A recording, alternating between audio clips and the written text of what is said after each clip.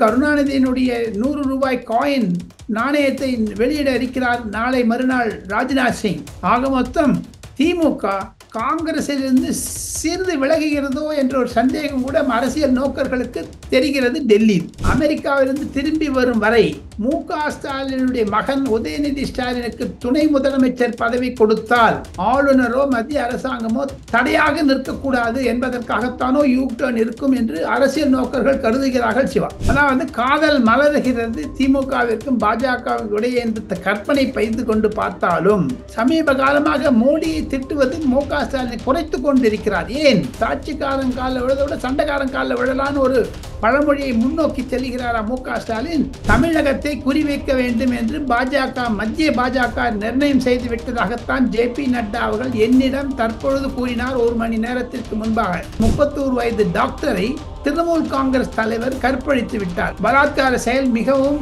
தேசிய முக்கியத்துவம் பெற்றுவிட்டது. அதையும் தவிர கன்னோஜ் என்று சொல்லக்கூடிய அகிலேஷ் யாதவனுடைய பாராளுமன்ற தொகுதியில் கூட கற்பழித்து அதிகமாகிவிட்டது. யோகி என்ன செய்தார் தெரியுமா? முதலமைச்சர் யார் கற்பழித்தார்கள் என்று கைது செய்து உள்ள வைத்திருக்கிறார்களோ அவர்களுடைய வீட்டை ரோட் ரோலர் வைத்து இடித்து விட்டார். 2025 முழுவதும் திமுக எதிர் சக்திகள் ஒன்றாவதைத்தான் பாஜக விரும்பும். அதைத்தான் அண்ணாமலை செய்வார். அந்த பயத்தில் தானோ என்னமோ ஏவா வேலுவும் அண்ணாமலையும் அதிகமாக பேசிக்கொள்வது, இந்த மாதிரி காதல் மலர்வதெல்லாம் அது சரியான சபிக்கை இல்லை என்றுதான் என்னுடைய கடைசி கருத்து. சிவா,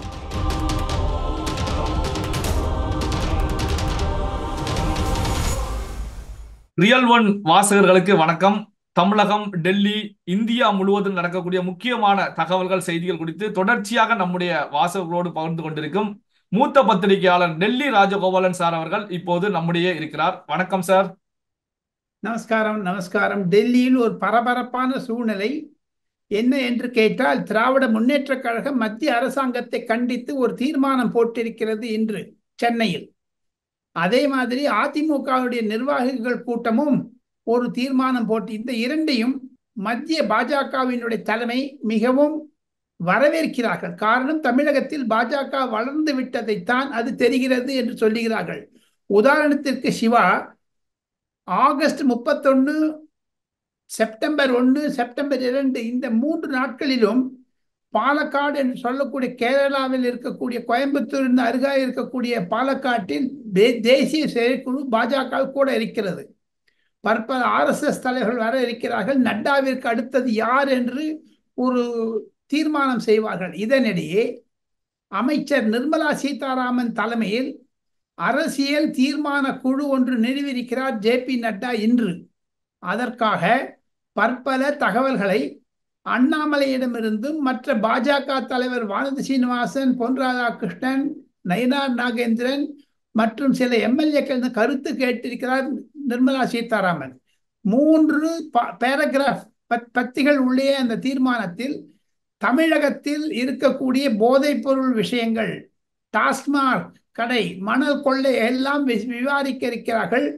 தமிழகத்திற்கு பாஜக முக்கியத்துவம் தர இருக்கிறது. காரணம் என்ன என்று கேட்டால், தெலுங்கானாவில் பாஜக வேரூன்றிவிட்டது. தமிழகத்தில் அண்ணாமலை தலைமையில் என் மண் என் மக்கள் யாத்திரை சிறப்பாக இருந்ததனால் வரக்கூடிய நாட்களில் தமிழகத்தை குறிவைக்க வேண்டும் என்று மத்திய பாஜக நிர்ணயம் செய்து விட்டதாகத்தான் ஜே.பி. நட்டா அவர்கள் என்னிடம் தற்பொழுது கூறினார். ஒரு மணி நேரத்திற்கு முன்பாக. அதிலிருந்து ஒன்று தெரிகிறது, தமிழக பாஜக தீவிரமாக இறங்கிவிட்டது களத்தில். திமுகவுடைய தீர்மானத்தையும் அதிமுக தீர்மானத்தையும் எடுத்து பார்த்தால், நேற்று ஆளுநர் ஆர்.என். ரவியினுடைய மாளிகையில் முதல் வரிசையில் அமர்ந்து கொண்டிருந்த ஓ. பன்னீர்செல்வம் அவர்கள், அம்மையார் பிரேமலதா, அண்ணாமலை மற்றும் ஜி.கே. வாசன், அன்புமணி ராமதாஸ் போன்றவர்களெல்லாம் பார்த்தால் அதுதான் அடுத்த தமிழகத்தின் கூட்டணி என்று கூட நிர்ணயிக்க முடியும். அது போன்ற ஒரு ஈடல்கள் ஒரு நிர்ணயம் செய்துவிட்டது மத்திய பாஜக. அதுதான் முக்கிய செய்தியாக நான் கருதுகிறேன். அதையும் தவிர சிவா, டெல்லி பரபரப்பாக இருக்கிறது. ஒன்று, மேற்கு வங்காளத்தில் நடக்கக்கூடிய ஒரு கற்பழிப்பு சமாச்சாரம். ஒரு 31 வயது டாக்டரை ஒரு திரிணாமுல் காங்கிரஸ் தலைவர் கற்பழித்து விட்டார். அதே மாதிரி அயோத்தியா என்று சொல்லக்கூடிய ராமர் பிறந்த இடத்தில் சமாஜ்வாதி கட்சியினுடைய தலைவர் அகிலேஷ் யாதவுக்கு நெருங்கி இருக்கக்கூடிய ஒருவர் ஒரு சிறுபான்மையர் ஒரு இந்து பெண்ணை பலாத்காரம் செய்து விட்டார். அந்த பலாத்காரம் செய்த சிறுமியின் வயது 13, பலாத்காரம் செய்தவர் ஒரு கிழவர் 62 வயசு. அந்த பலாத்கார செயல் மிகவும் தேசிய முக்கியத்துவம் பெற்றுவிட்டது. அதையும் தவிர கன்னோஜ் என்று சொல்லக்கூடிய அகிலேஷ் யாதவனுடைய பாராளுமன்ற தொகுதியில் கூட கற்பழித்து அதிகமாகிவிட்டது. யோகி என்ன செய்தார் தெரியுமா? முதலமைச்சர் யார் கற்பழித்தார்கள் என்று கைது செய்து உள்ள வைத்திருக்கிறார்களோ அவர்களுடைய வீட்டை ரோட் ரோலர் வைத்து இடித்து விட்டார், புல்டோசரை வைத்து இடித்து விட்டார். வட இந்தியாவில் கற்பழிப்பு ஒரு மாபெரும் சங்கடமாகிவிட்டது. இந்தி கூட்டணிக்கு அதற்கு ராகுல் காந்தி கூட கண்டனம் தெரிவித்திருக்கிறார். ஆக இந்தி கூட்டணியில் இருக்கக்கூடிய நிலைமை ஒரு தேர்தல் அறிக்கையில் இல்லாமல், தேர்தலை பற்றி பேசாமல் ஒரு கற்பழிப்பு சம்பவங்கள் அதிகமாகிவிட்டது. திரிணாமுல் காங்கிரசிற்குமே இடையே ஒரு மாபெரும் கருத்து வேறுபாடு வந்ததாகத்தான் தெரிகிறது. சிவா, சார், இப்போ வெஸ்ட் பெங்கால்ல இந்த பெண் டாக்டர் விவகாரம் சிபிஐக்கு மாற்றப்பட்டிருக்கிறது. அதாவது மம்தா பானர்ஜியை பொறுத்த வரைக்கும் காவல்துறைக்கு 5 நாள் கெடு கொடுத்த நிலையில சிபிஐக்கு மாற்றப்பட்டு சிபிஐ என்கொயரிஸ் வேகம் எடுத்து சென்றுட்டு இருக்கு.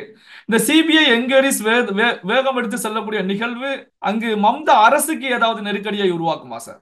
அரசியல் நெருக்கடியை உருவாக்குமே தவிர மம்தா அரசை மத்திய அரசாங்கம் கலைக்க மாட்டார்கள். காரணம், மத்திய அரசாங்கம் இப்பொழுது நரேந்திர மோடி அவர்கள் முழு பெரும்பான்மையுடன் இல்லாமதால், அவர் 10 வருடம் மெஜாரிட்டி இருந்தபோது டிஸ்மிஸ் பண்ணல எந்த கவர்மெண்ட்டையும்.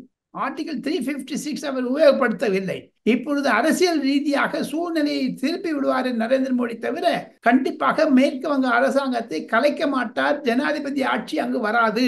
காரணம், மத்திய அரசாங்கத்தின் மூலமாக நேற்று செங்கோட்டையிலிருந்து பேசிய நரேந்திர மோடி இந்திய சுதந்திர தின விழாவிற்கு பேசியதற்கு மேற்கு வங்காளத்தில் நடக்கக்கூடியதையும் குறிப்பிட்டு காண்பித்தார். அதையும் தவிர பங்களாதேஷில் நடப்பது கூட மேற்கு பெங்காலி பேசுபவர்களுக்கு இடையே ஒரு தாக்குதலை உருவாக்குகிறதோ என்ற அச்சமும் மத்திய அரசாங்கத்திற்கு வந்து விட்டது. ஆக மொத்தம் இந்தியாவிலேயே இப்பொழுது பேசும் பொருளாக இருப்பது மேற்கு வங்காளத்தில் நடந்த டாக்டர்கள் கற்பழிப்பு தான். அதையும் தவிர சுட சுட செய்தி உங்களுக்கு வேண்டும் என்றால், ஜம்மு காஷ்மீரில் தேர்தல் அறிவித்து விட்டார்கள். அதே மாதிரி ஹரியானாவிலும் அறிவித்து விட்டார்கள். இதை வைத்து பார்த்தால் சூழ்நிலை மாறும். இனி காங்கிரஸ் ஹரியானாவில் என்ன செய்ய போகிறது, பாஜக எப்படி கையாளப் போகிறது, ஆம் ஆத்மி கட்சியும் காங்கிரசிற்கும் உறவு இல்லை என்று சொல்லிவிட்டார் அரவிந்த் கெஜ்ரிவால். ஆக மொத்தம் ஜம்மு காஷ்மீர் தேர்தல், அங்கு இருக்கக்கூடிய சூழ்நிலைகள், அதே மாதிரி இங்கே ஹரியானா சூழ்நிலைகள் எப்படி இருக்கும் என்று தெரியவில்லை. நவம்பர் இறுதியில் தான் மகாராஷ்டிராவிற்கும் ஜார்க்கண்டுக்கும் தேர்தல் தேதிகள் அறிவிக்கப்படும் என்று தேர்தல் கமிஷன் தெரிவித்துள்ளது. இந்த பின்னணியில் பார்த்தால் இந்திய அரசியல் சூடுபிடித்து விட்டது. சிவா சார், இப்போ ஏற்கனவே சொன்னது போலதான் இப்ப தமிழகத்துல ஆளுநர் அவர்களுடைய தேநீர் விருந்துல தமிழக முதலமைச்சர் மு.க.ஸ்டாலின் அவர்கள் கலந்துக்கிட்டாங்க. ஆனா பாத்தீங்க அப்படின்னா இதற்கு முந்தைய நிலையில 14ஆம் தேதி R.S. பாரதி அவர்களை பொறுத்த வரைக்கும் திமுக கலந்துக்காது அப்படின்னு சொல்லி தெரிவிச்சிருந்தாங்க. திடீர்னு முதலமைச்சர் கலந்துக்கிறார் அப்படின்னா இந்த திடீர் யூ டர்ன் என்ன காரணம்? இதனுடைய பின்னணி என்னவாக சார் இருக்கு? பின்னணி உதயநிதியினுடைய பதவி உயர்வு தான், மத்திய அமைச்சரவை மாற்றம் தான் காரணம். ஆளுநருடைய தயவு இல்லாமல் அவர்கள் உதயநிதியை துணை முதலமைச்சராக்க முடியாது. ஆளுநருடைய கையொப்பம் தேவை. அதே மாதிரி ஓரிரு புது முகங்களை நுழைக்கலாமா என்று மு.க.ஸ்டாலின் நினைத்து கொண்டே இருந்தால் அது ஆளுநர் மு.க.ஸ்டாலினுக்கு உறவு பலப்படுத்தி விட்டது. மத்திய அரசாங்கத்திலிருந்து அமித்ஷா அவர்கள் எப்பொழுது கருணாநிதியினுடைய 100 ரூபாய் காயின் காசு அந்த நாணயத்தை வெளியிட இருக்கிறார் நாளை மறுநாள் ராஜ்நாத் சிங். ஆக மொத்தம் திமுக காங்கிரசிலிருந்து சிறிது விலகுகிறதோ என்ற ஒரு சந்தேகம் கூட அரசியல் நோக்கர்களுக்கு தெரிகிறது டெல்லியில். அதனுடைய சூழ்நிலை காரணமாகத்தான் R.S. பாரதியை முழுக்க அடித்து விட்டார் மு.க.ஸ்டாலினுடைய நிர்ணயம். அதனால்தான் அவர் தங்கம் தென்னரசை விட்டு பேச வைத்திருக்கிறார். ஆளுநர் மாளிகையில் நாங்கள்லாம் சேர்ந்து தேநீர் அருந்த போவோம் என்று சொல்லிவிட்டார்கள். ஆக மொத்தம் ஒரு மத்திய அரசாங்கத்தை குறித்து எதிர்வினை இருக்கக்கூடிய திராவிட முன்னேற்ற கழகம் சற்று காங்கிரஸிலிருந்து ஒதுங்குகிறதோ என்ற சம்பவம் கூட வர. கார்த்திக் சிதம்பரம் பேசுறாரு, செல்வ பெருந்தை பேசுறாரு. இதெல்லாம் எதை காமிக்குதுங்க? அதுதான் யூடர்ன் காரணம். சார், இப்போ பாத்தீங்க அப்படின்னா நீங்க சொன்னது போலதான் இப்போ திமுக இருக்கக்கூடிய கூட்டணி கட்சிகளும், அதாவது விடுதலை சிறுத்தைகள், மதிமுக, காங்கிரஸ் போன்ற கட்சிகளும் ஆளுநருடைய தேநீர் விருந்த புறக்கணிச்சாங்க. புறக்கணிப்பு சொன்னது போல அந்த தேநீர் விருந்துக்கு செல்லாமல இருந்தாங்க. இப்போ முதல்வர் அவர்கள் சென்று வந்திருக்கக்கூடிய நிகழ்வு இந்த கூட்டணியில இருக்கக்கூடிய கட்சிகள் முதல்வர், அதாவது இது கூட்டணி கட்சிகளுடைய தலையில மண்ணை அள்ளி போட்டதாகத்தானே சார் பார்க்க முடியும். மண்ணுதான் அள்ளி போட்டிருக்காரு. என்னங்க எதுக்காக இது யூட்டர்ன்? அப்ப கூட்டணி தலைவர்களுக்கு முன்னு சொல்ல வேண்டாமா? மு.க. ஸ்டாலினோ அல்லது தங்கம் தென்னரசோ அல்ல ஆர்.எஸ். பாரதியோ அனைத்து கூட்டணி விசிகே, காங்கிரஸ், 2 சிபிஎம், சிபிஐ, மதிமுக போன்ற கட்சிகளுக்கு தொலைபேசி மூலமாக சொல்லி நாங்கள் அறிந்து கொள்கிறோம், தாங்களும் வாருங்கள் என்று சொல்லி இருக்க வேண்டும். அதை ஏமாற்றி விட்டார்கள் திமுகவினர் தன்னுடைய கூட்டணி கட்சிகளை. அது எதை காண்பிக்கிறது?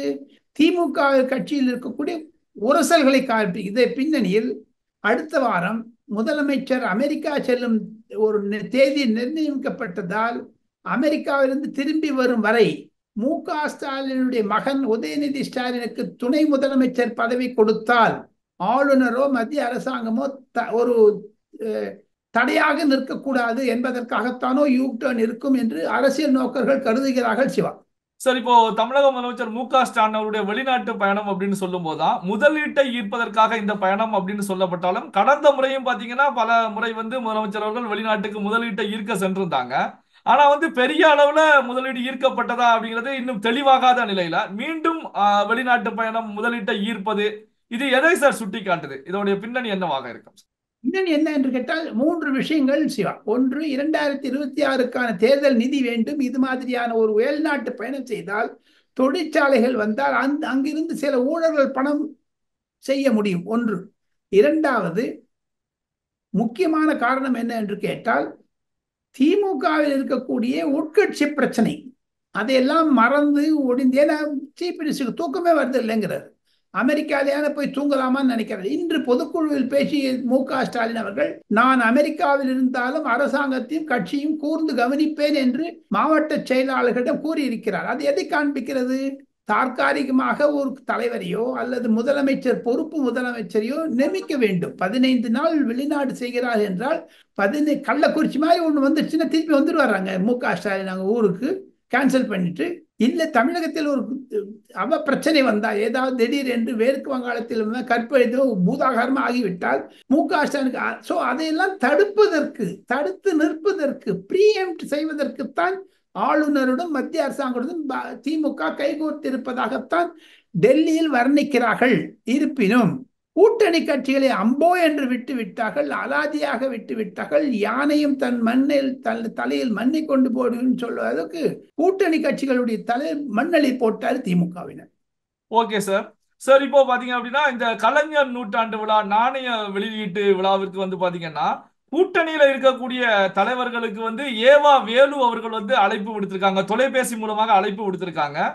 திமுகவில் இருக்கக்கூடிய பூச்சி முருகன் அவர்கள் தான் இதற்கு பத்திரிகை வைப்பதற்கான பொறுப்பு கொடுக்கப்பட்டு அவர் தான் நேரடியாக சென்று ஒவ்வொரு கட்சி தலைவரிடத்திலையும் பத்திரிகையை கொடுத்திருக்காங்க, அழைப்பு விடுத்து பத்திரிகையை கொடுத்திருக்காங்க. அதே நேரத்தில் அண்ணாமலை அவர்களை பொறுத்த வரைக்கும் அதே போன்று பூச்சி முருகன் அவர்கள் பத்திரிகையை நேர்ல சென்று கொடுத்திருக்காங்க. அண்ணாமலை வாங்கிய பிறகு பத்திரிகையாளரிடத்துல பேசும்போது, ஏற்கனவே தமிழக முதலமைச்சர் மு.க. ஸ்டாலின் அவர்கள் என்னை தொலைபேசியில் தொடர்பு கொண்டு அழைப்பு விடுத்தார் அப்படின்னு சொல்லி தெரிவிச்சிருந்தாங்க. அதாவது பாத்தீங்கன்னா முதலமைச்சர் கூட்டணி கட்சி தலைவர்களுக்கு கூட நேரடியாக தொலைபேசியில் அழைப்பு விடுக்கல, அண்ணாமலை அவர்களுக்கு விடுத்திருக்காங்க. இந்த விஷயம் தான் திமுக கூட்டணி மட்டத்தில் ஒரு சலசலப்பு ஏற்பட்டிருக்குது. அண்ணாமலைக்கு என்ன காரணத்துக்காக முதலமைச்சர் மு.க. ஸ்டாலின் அவர்கள் முக்கியத்துவம் கொடுக்கிறார்கள் அப்படின்ற கேள்விகள் எழுகிறது. இதை நீங்க எப்படி சார் பாக்குறீங்க? அதாவது காதல் மலர்கிறது திமுகவிற்கும் பாஜகவிற்கும் என்று கற்பனை பயிர்ந்து கொண்டு பார்த்தாலும் 2026 பொது தேர்தலில் பாஜக திராவிட முன்னேற்ற கழகத்தை தான் எதிரி நம்பர் 1 என்று நிறுத்தும். இருப்பினும் 3-4 என்ஃபோர்ஸ்மெண்ட் டைரக்டரேட் கேசஸ் நடப்பதனால் சென்னை உயர் நீதிமன்றம் கூட தங்கம் தென்னரசு மீதும் KSSR மீதும் கேஸை திருப்பியும் ஓபன் செய்ய என்று சொன்ன பிறகு மத்திய அரசாங்கம் தான் இப்பொழுது சாதிக்க முடியும், சமாதானம் செய்ய முடியும் என்று மு.க. ஸ்டாலின் ஒரு முடிவுக்கு வந்திருப்பதாகத்தான் திராவிட முன்னேற்ற கழக எம்பிக்கள் பேசுகிறார்கள். அதையும் தவிர சமீப காலமாக மோடியை திட்டுவது மு.க. ஸ்டாலினை குறைத்து கொண்டிருக்கிறார். ஏன்? சண்டைக்காரன் காலில் விழுத விட சாட்சிக்காரன் காலில் விழுத விட சண்டைக்காரன் காலில் விழலான்னு ஒரு பழமொழியை முன்னோக்கி செல்கிறாரா மு.க. ஸ்டாலின்? தெரியவில்லை. எது இருப்பினும் ஐயா மு.க. ஸ்டாலின் திரும்பி அமெரிக்காவிலிருந்து வரும் வரை தமிழகத்தில் இந்த குழப்பம் இருக்கும். இந்த குழப்பத்தினிடையே மு.க.ஸ்டாலின் செல்வது திமுகவிற்கு நல்லதல்ல. திமுக ஊழியர்களிடம் ஒரு கலக்கம், பதற்றம், ஒரு ரெஸ்பான்சிபிலிட்டியான இருக்குமா ஒரு தெரியவில்லை. அதெல்லாம் சார், இப்போ இந்த மாவட்ட செயலாளர்கள் கூட்டத்தை பொறுத்த வரைக்கும் திமுக தமிழகத்துல நடக்க இருக்கக்கூடிய 2026 சட்டமன்ற தேர்தலில் 200 தொகுதிகள் இலக்கு அப்படிங்கிற டார்கெட்டை பேசியிருக்காங்க தமிழக முதலமைச்சர். இதை எப்படி சார் பாக்குறீங்க? 200 எட்டுவதற்கான நரேந்திர மோடி வாய்ப்புகள்? அவர்கள் நரேந்திர மோடி அவர்கள் அப்கி பார் 400 கி பார் என்று தேர்தல் லோக்சபாவில் சூழலை விட்டாரே, அதில் எப்பொழுது மீண்டும் 3வது முறையாக ஆட்சிக்கு வந்தாலும் ஒரு கசப்பு வந்து விட்டது. அதே மாதிரி மு.க.ஸ்டாலினுக்கும் ஒரு கசப்பு வருமோ என்று சந்தேகம். காரணம், வாக்குகள் பிரியும். எதிர்க்கட்சிகள் அனைத்தும் ஒற்றுமையானால், குறிப்பாக தேமுதிக பாஜகவுடன் வர இருப்பதாகத்தான் டெல்லியில் பேசுகிறார்கள். நேற்று முன்னிரவு கூட அமித்ஷாவிடம் அம்மையார் பிரேமலதா தொலைபேசியில் பேசியதாக எனக்கு தகவல் கிடைத்தது. ஆக மொத்தம் 2025 முழுவதும் திமுக எதிர் சக்திகள் ஒன்றாவதைத்தான் பாஜக விரும்பும். அதைத்தான் அண்ணாமலை செய்வார். அந்த பயத்தில் நாதோ என்னமோ ஏவா வேலுவும் அண்ணாமலையும் அதிகமாக பேசிக்கொள்வது, இந்த மாதிரி காதல் மலர்வதெல்லாம் அது சரியான சமிக்கை இல்லை என்றுதான் என்னுடைய கடைசி கருத்து. சிவா சார், இப்போ தமிழ்நாட்டை பொறுத்த வரைக்கும் விடுதலை சிறுத்தைகள் கட்சியுடைய தலைவர் தொல் திருமாவளவன் அவர்கள் ஒரு மாநிலத்துடைய முதலமைச்சராக தலித் வர முடியாது அப்படின்னு சொல்லி தெரிவிக்கிறாங்க. அதாவது இந்தியா முழுவதும் எல்லா மாநிலங்களையும் சுட்டி காட்டக்கூடிய தொனியில அவங்க அந்த கருத்துக்களை முன்வைக்கிறாங்க. நீங்க இதை எப்படி சார் பாக்குறீங்க? அதான் கொஞ்சம் கட்சியில் பிளவு வருது, கூட்டணி கட்சியில். ஆயினா பாமக வந்து திமுக பக்கம் போச்சுன்னா விசிக வெளில வந்துருவாங்க. இப்ப பாருங்க, ஒன்னே ஒன்னு சொல்றேன். விசிகாவுடைய அணுகுமுறை மத்திய காங்கிரஸை அலற வைத்திருக்கிறது. விசிகா ஒரு தீய சக்தி என்று தான் நினைக்கிறார்கள் மத்திய அரசாங்கத்தில் இருக்கக்கூடியவர்களும் காங்கிரஸ்காரர்களும் சேர்ந்து கொண்டு. கமல்ஹாசனை ப்ரொஜெக்ட் பண்ணாரு, அப்புறம் எடப்பாடி பழனிசாமியோட போனோன்னு பார்த்தாரு. ஆக மொத்தம் அவர் ஒரு வேவரிங் ஆள். இப்ப கார்த்திக் சிதம்பரம் பேசுவதெல்லாம் எதை காண்பிக்கிறது? குழப்பத்தை தான் காண்பிக்கிறது என்று சொல்லி நாம் இருவரும் அடுத்த வீடியோவில் மீண்டும் சந்திப்போம். நான் தங்களிடமிருந்து விடை பெற்றுக் கொள்கிறேன். நன்றி, வணக்கம். சிவா. ஓகே, நன்றி சார். Okay sir.